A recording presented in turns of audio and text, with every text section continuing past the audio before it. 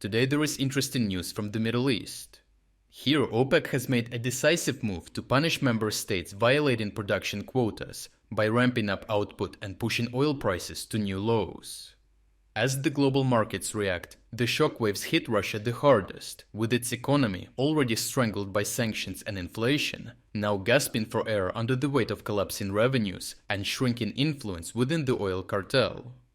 Recently, OPEC Plus announced plans for a significant increase in oil production for July, adding 411,000 barrels per day. This is the third consecutive monthly hike, and the move aims to regain market share and discipline overproducing members like Russia, Iraq, and Kazakhstan. Despite the risk of oversupply, the group, led by Saudi Arabia, is prioritizing volume over price to reassert its influence in the global oil market, building on its previous decision not to increase prices. The immediate effect of this decision has been a notable decline in oil prices. Brent crude, sourced from the North Sea, has fallen to approximately $65 per barrel, while the West Texas Intermediate produced in the United States is trading around $63, marking the lowest levels since early 2021. Analysts anticipate that this trend may continue, with forecasts suggesting that Brent crude could hold the same reduced price for the entire year. Goldman Sachs projects that oil prices might average $60 per barrel this year and potentially dip to $56 in 2026.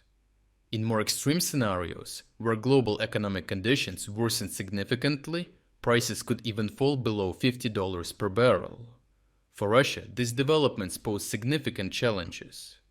As of early June 2025, the price of Russian Urals crude oil has fallen below $50 per barrel, marking its lowest level since June 2023. Specifically in April, Urals crude was priced at around $47.50. This is extremely below the $70 benchmark used in the initial Russian budget planning for the year. It is estimated that each $10 drop in oil prices costs Russia approximately $17 billion annually. The resulting revenue gap of around $40 billion is expected to widen the deficit to 10% of the projected Russian annual budget of approximately $415 billion. Moreover, Russia's position in the Asian oil market is under threat. While Russia has been exporting discounted oil to countries like India and China, with the massive increase in production, other OPEC Plus members are also targeting these markets, increasing competition and potentially driving prices even lower, while at the same time offering better quality oil compared to the Russians. This increased competition in Asia could erode Russia's market share and further impact its oil revenues. Additionally, Russia's influence within OPEC Plus appears to be waning. The recent production increases have been driven primarily by Saudi Arabia, with Russia reportedly unhappy about these hikes. This shift suggests that Gulf states are increasingly dictating policy according to their own interests, potentially sidelining Russia in the decision-making process. Russia is unlikely to benefit from increased production due to several factors. Tougher sanctions that get enforced more and more vigorously, price caps aim to cripple the Russian oil revenue, and damaged refining capabilities, courtesy of Ukrainian precision strikes, limit Russia's ability to capitalize on higher output. Furthermore, the production cost of Urals crude is higher compared to Brent crude, as well as Brent having higher quality and being easier to refine into gasoline and diesel. There is also constant uncertainty about new sanctions coming soon, including a 500% secondary tariff being actively discussed in the US Senate, which would target countries buying oil and other natural resources from Russia. All this makes Russian oil less competitive in the global market and ruins all plans that have been made for the Russian budget, which is already under enough stress due to the ongoing war efforts in Ukraine.